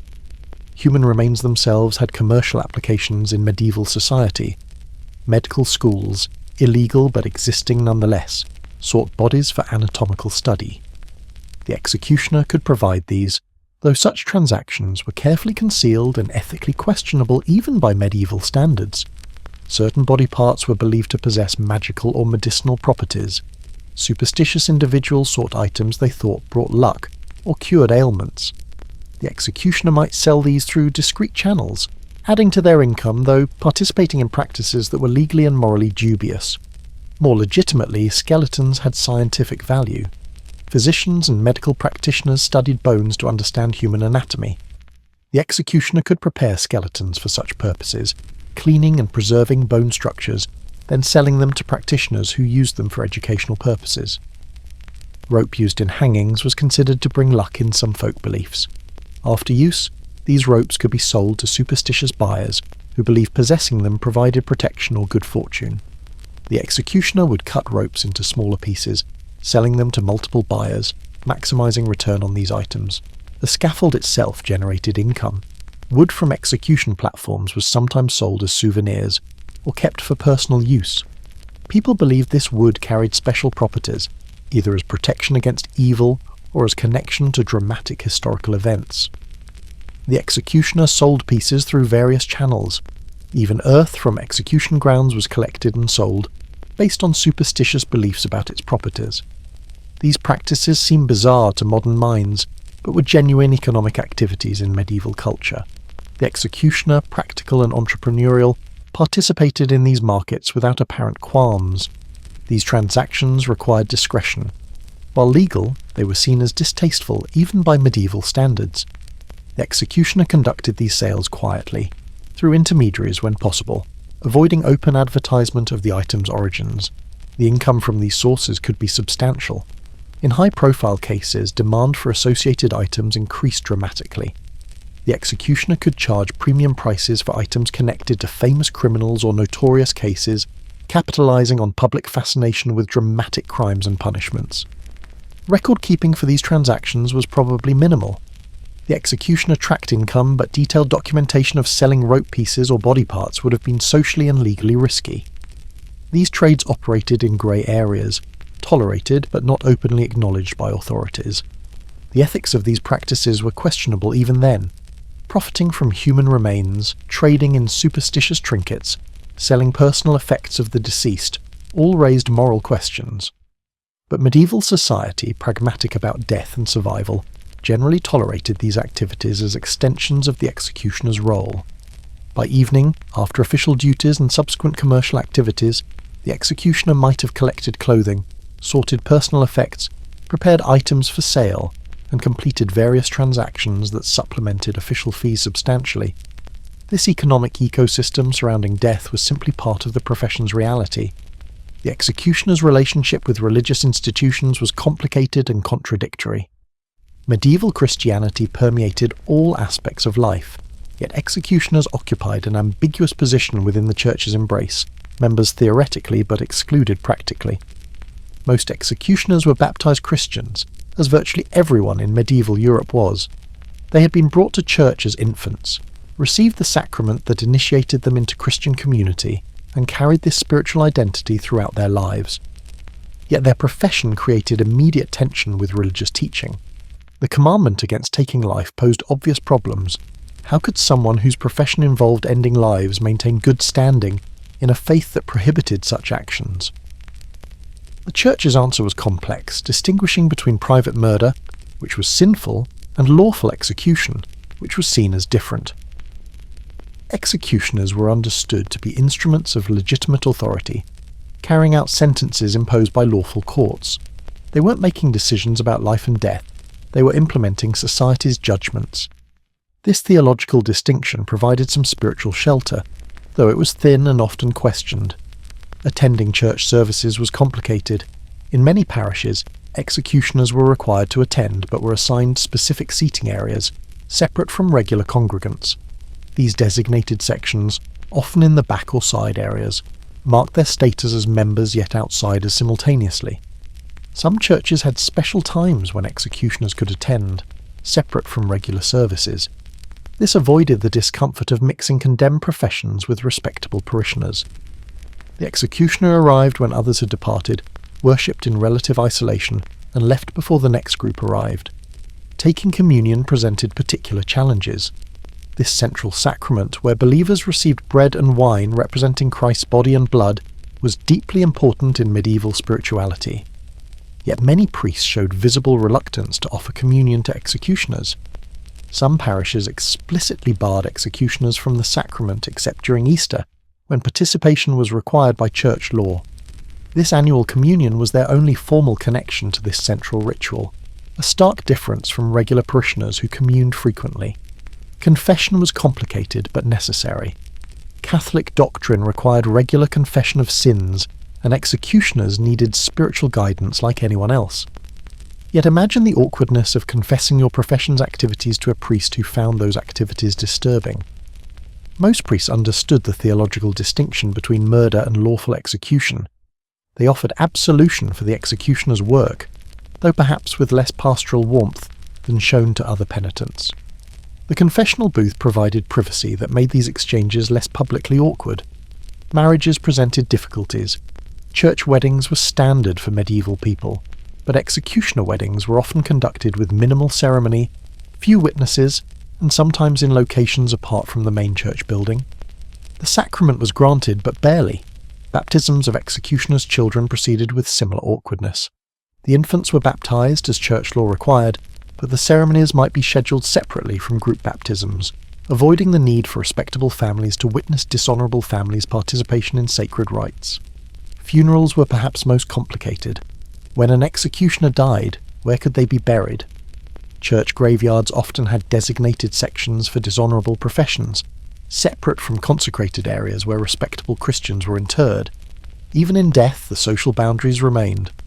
Some executioners were buried outside church grounds entirely, in unconsecrated earth. This spiritual exile, being denied proper Christian burial, was a harsh fate in an era when afterlife concerns dominated spiritual consciousness. The executioner's family knew this possibility haunted their future. Despite these difficulties, many executioners appeared genuinely pious. They prayed regularly, observed religious festivals within their limited participation, and maintained faith traditions in their homes. Their exclusion from full church community didn't necessarily diminish their personal spirituality.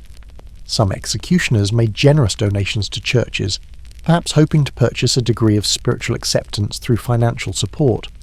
Churches accepted these gifts while maintaining social distance, another contradiction in the complex relationship between religious institutions and dishonourable professions. Clergy attitudes varied by individual. Some priests treated executioners with Christian compassion, recognising them as souls in need of spiritual care regardless of their profession. Others barely concealed their distaste, offering minimal religious services while maintaining maximum distance. The theological questions were never fully resolved. How could killing be both sinful and, under certain circumstances, lawfully necessary? How could someone be simultaneously a baptized Christian and an outcast from Christian community? Medieval thought struggled with these contradictions without reaching comfortable conclusions. By evening, after a day that might have included official duties, the executioner might pray privately, seeking whatever spiritual comfort was available. Their relationship with God was personal and complicated, shaped by social rejection yet sustained by genuine faith and human need for transcendent meaning. The Church's treatment of executioners reflected broader medieval tensions between idealism and pragmatism, between universal spiritual principles and harsh social realities. The executioner lived within these tensions, neither fully embraced nor entirely rejected by the religious institutions that claimed to speak for divine mercy. As executioners aged, their professional circumstances changed significantly. Physical demands became more challenging, reflexes slowed, strength diminished. The work that had been difficult in youth became increasingly demanding with each passing year. Planning for this decline was essential for professional and economic survival. The most common succession plan involved training sons to eventually take over. This process began in the boy's adolescence and continued for years, gradually transferring knowledge, skills, and eventually responsibilities. By the time an executioner reached his 50s or 60s, a son might be ready to assume primary duties. This transfer happened incrementally.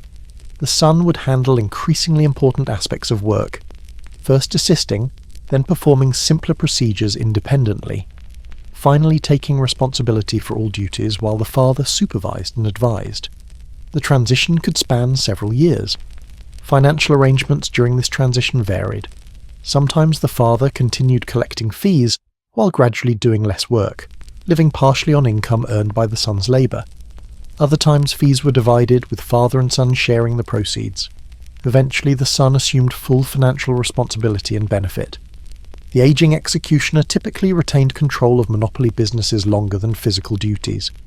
Managing the dead animal processing operation, overseeing knife-sharpening services, maintaining business relationships with customers, these could continue even as physical capabilities declined. Medical services also remained viable longer. Tooth extraction and bloodletting required steady hands and good eyesight, but these might persist past the age when more strenuous official duties became impossible. An old executioner might focus on medical practice while leaving heavier work to their successor. Property ownership provided crucial security. The executioner's home and workshop could be retained throughout life, providing both shelter and income-producing facilities. Even if unable to work actively, owning these properties meant continued relevance and economic contribution to the household. Some aging executioners without suitable heirs faced difficult futures. If sons chose other paths, died young, or lacked necessary capabilities, succession became problematic. Towns needed executioners, so finding replacements was essential, but the transition could be complex. In such cases, towns might recruit executioners from elsewhere, offering attractive terms to persuade someone to relocate. The aging executioner might train this newcomer, passing along knowledge in exchange for security in their retirement years. These arrangements required negotiation and formal agreements. Retirement wasn't really possible in the modern sense. Medieval people generally worked until physical incapacity forced cessation. The executioner's situation was similar, with work continuing as long as ability allowed, then gradually diminishing until death or complete incapacity ended their career. Financial security in old age depended on lifetime planning. Executioners who had managed their various business operations successfully might have accumulated savings, owned property that generated income, or established other resources that sustained them when they could no longer work. Those who had been less successful financially faced poverty in old age. Without significant savings and unable to work, they might depend on children's support or, failing that, on minimal charitable provisions available to the destitute. The almshouses and charitable institutions that provided for impoverished elderly generally excluded dishonourable professions. An executioner who fell into desperate poverty might have nowhere to turn, no social safety net to catch them. This reality made financial planning during working years absolutely essential.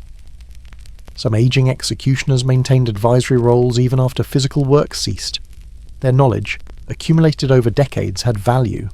Successors might consult them about difficult cases, unusual circumstances, or complex procedures. This expertise provided continued relevance and some income. The social isolation that marked active careers persisted into old age. Elderly executioners weren't suddenly embraced by communities that had shunned them for decades. They remained outsiders, perhaps pitied slightly for their advanced age, but still avoided and excluded. Physical health problems were common, as with all manual labourers who aged. Years of physically demanding work took their toll. Arthritic joints, chronic pain, dimming eyesight, these afflictions that commonly accompany aging, were particularly problematic for someone whose profession had depended on physical capability. The aging executioner's reflections on their life and work were surely complex. They had performed necessary but terrible duties, earned livelihoods for themselves and families, survived in circumstances that were inherently difficult. They had been useful and despised simultaneously. needed and rejected in the same breath. By the fire-on evening in their later years, perhaps no longer working, the executioner might look back across decades of service. What did they think about their profession, their choices, their life's trajectory? The historical record rarely preserves such personal reflections, but human nature suggests they must have wondered about the paths not taken. Eventually death came to executioners as it came to everyone. The irony of the executioner facing their own mortality was probably not lost on them or on others. The person who had managed death professionally now faced it personally, the ultimate equalizer that made their profession's distinctions temporarily meaningless. As evening descended, the executioner's household settled into routines of rest and restoration.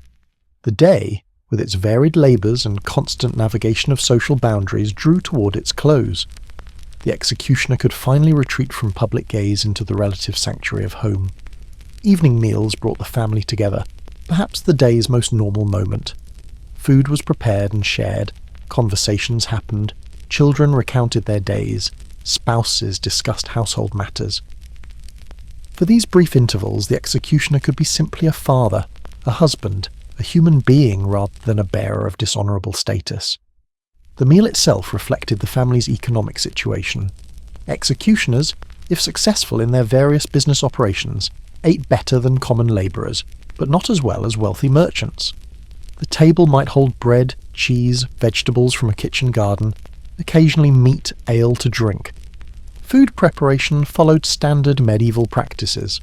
The hearth that had been lit in the morning still glowed, providing heat for cooking and warmth against evening chill. Pots hung over flames, foods were roasted or boiled, practical cookery that sustained life without pretense to elegance. After eating, there were evening chores. Equipment might need final checking, tools might need putting away, animals if the household kept any needed tending. Children helped with tasks appropriate to their ages, learning household skills and, inevitably, absorbing lessons about the family's profession. As darkness fell completely, lighting became necessary. Candles or oil lamps were lit, providing flickering illumination. The executioner might work on small tasks by this light, mending a piece of equipment, reviewing accounts, or simply sitting quietly after a long day. Conversation with spouse provided companionship and emotional support. The executioner's wife understood their shared circumstances in ways no one outside the household could. They could discuss challenges, celebrate small victories, plan for the future, united by their position on society's margins. Children's bedtime involved the usual routines. Younger ones needed settling, perhaps wanted stories, required the comfort of parents' presence. Older children might have their own tasks to complete before sleep. The household gradually quieted as night progressed. Privacy as modern people understand it barely existed. Most medieval households had limited separate spaces. Family members shared rooms, slept near each other, lived in close proximity that left little room for isolation. The executioner's family was no exception to this pattern. Before sleeping, prayers were probably offered, however complicated the family's relationship with formal religion.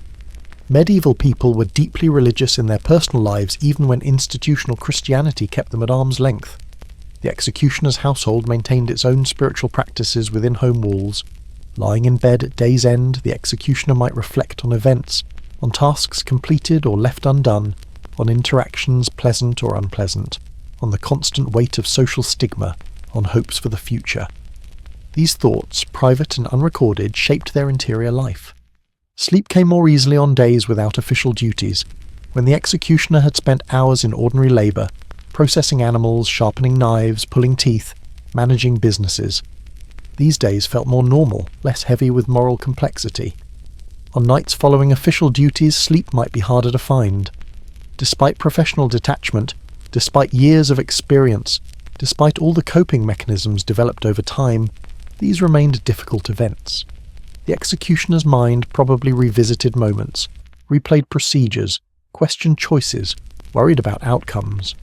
Dreams, when they came, might reflect these concerns, or they might offer escape into scenarios far removed from professional realities. The contents of the executioner's dreams, like their private thoughts, remain unknown, but their humanity suggests they experienced the full range of unconscious mental activity that all people share. The house at night, sitting in darkness at the edge of town, was quiet and still. Inside, a family slept, neither better nor worse in their fundamental humanity than the respectable families in houses nearer the town centre. They were simply people, living lives shaped by circumstances, doing their best to survive and find meaning in difficult situations. Tomorrow would bring another day, with its own challenges, its own tasks, its own moments of difficulty and moments of satisfaction. The cycle would continue, day after day, year after year, the executioner's life unfolding in the space between society's needs and society's judgments. The executioner slept and dreamed, and eventually woke to face another dawn. This was the pattern, the rhythm of a life that history recorded only in fragments, remembered only for its most dramatic moments, but lived mostly in ordinary hours of ordinary labour, remarkable only for the extraordinary social burden carried throughout. The executioner's role in medieval society reveals profound truths about how communities organised themselves around necessary but uncomfortable realities. The profession existed for centuries, evolving, adapting, but maintaining consistent core functions across time and geography. These were skilled craftsmen whose work required years of training and significant technical expertise. The popular image of brutish, unskilled labourers performing grim duties doesn't match historical reality. Executioners were professionals who took pride in competent work and maintained high standards within their peculiar field. Their economic situation was far more complex than simple fee-for-service work. Through monopolies, side businesses, medical practices and various commercial activities, executioners built diverse income portfolios that sustained them and their families. Many achieved comfortable economic status despite social ostracism. The social stigma they bore reveals medieval society's psychological management of death and violence. Communities needed someone to perform harsh duties that civilization required, but that conflicted with religious and moral ideals. By designating specific people as permanently responsible for such work, society created psychological distance from its own complicity. Executioners became scapegoats in a sense, bearing the moral weight of action society deemed necessary. This allowed communities to maintain certain fictions about themselves, to pretend their hands remained clean while delegating dirty work to designated others. The executioner served as society's conscience clearer. Yet within this grim arrangement existed surprising elements. The executioner's medical skills helped suffering people. Their animal processing operations managed important sanitation work. Their knife-sharpening services supported household and craftsmen. They provided numerous valuable functions beyond their primary profession. Family life in executioner households was marked by resilience and adaptation. Despite incredible social pressure, these families maintained cohesion, raised children, celebrated what joys were available, and survived across generations. Their persistence demonstrated remarkable human strength. The hereditary nature of the profession created dynasties that lasted centuries. Certain family names became synonymous with execution in their regions, with sons following fathers in grim succession. This institutionalization of the role ensured society always had willing practitioners, while also trapping families in cycles difficult to escape. As medieval period gave way to early modern era, the executioner's role evolved but didn't disappear. Methods changed, legal systems developed, but societies continued needing people to carry out harshest penalties. The profession persisted well into modern times, finally ending only as capital punishment itself was abolished in many jurisdictions. Modern descendants of executioner families often hide their ancestry, uncomfortable with historical associations. Yet that history is part of the complex tapestry of human experience. Neither something to celebrate nor something to erase, simply part of what happened, how societies functioned, how people lived. The executioner's daily life, with its mixture of mundane labour and extraordinary duties, reminds us that history isn't just about kings and battles, great movements and dramatic events. It's also about ordinary people doing difficult work, managing complex situations, surviving in circumstances that tested their humanity. These weren't monsters or heroes. They were people, shaped by their times, making choices from limited options, doing what seemed necessary or inevitable, living lives that were simultaneously unique and universal. They experienced love and loss, satisfaction and despair, moments of connection, and long stretches of isolation. Their tools? carefully maintained and passed down through generations, are displayed in museums now, sanitized artifacts representing lives we can barely imagine. But those lives were real, were lived in full complexity, contained depths of experience that no historical account can fully capture. The workshop where they spent morning hours, the dinner table where they gathered with family, the bed where they slept and dreamed, these ordinary spaces held extraordinary weight. In them, human beings grappled with moral complexity, economic necessity, social rejection, and the universal need for meaning and connection. Medieval society's treatment of executioners reflected broader attitudes about purity and contamination, honour and shame, inclusion and exclusion. These attitudes shaped entire social structures, affected countless lives, and created complex systems of stigma and privilege that defined medieval existence. By examining the executioner's daily life in detail, we glimpse not just one profession, but an entire society's organisation, its values and contradictions, its practical necessities and moral discomforts. The executioner stands at an intersection where multiple aspects of medieval life converged, making their story remarkably revealing. As night falls on this examination of medieval executioners' daily life, we're left with complex understanding. These were necessary professionals performing difficult work in circumstances that offered limited choices. They were human beings, no more or less than the people who shunned them, living lives marked by particular burdens, but also ordinary moments of beauty, connection, and meaning.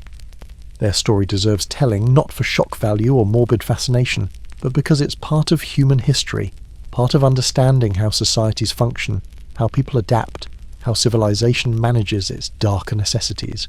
The executioner's tale is ultimately about resilience, about surviving in difficult circumstances, about human beings making their way through complex moral landscapes.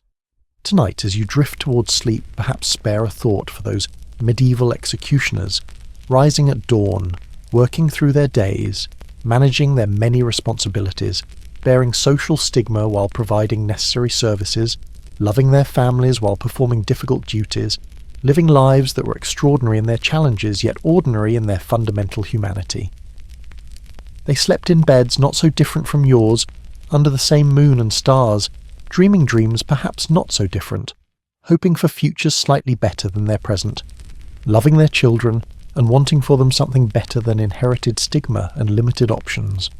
The medieval executioner's day, with all its grim realities and surprising complexities, has finally drawn to its close. Tomorrow brings another dawn, another day of labour, another cycle in the endless rhythm of medieval life. But for tonight, rest comes to the executioner's household, as it comes to all households, the great equaliser that makes no distinction between honoured and dishonoured, that offers respite to all who labour under burdens light or heavy. Sleep well, knowing that you've glimpsed a life lived on history's margins, a profession that reveals as much about the society that created it as about the individuals who performed it, a story that illuminates the past while reminding us of the complicated ways human beings organise their communities and their consciences. The executioner's story ends where it began, with ordinary humanity facing extraordinary circumstances, with people surviving despite difficulties, with lives lived fully even when constrained by factors beyond their control. This is history not of kings but of commoners, not of glory but of survival, not of heroes but of human beings doing their best in the circumstances fate dealt them. And now, as the medieval night deepens and our journey through this unusual day concludes, we leave the executioner's household to its rest, honoured in our remembering, understood in our examination, recognised in their full humanity despite the centuries that separate us from their daily struggles and small triumphs,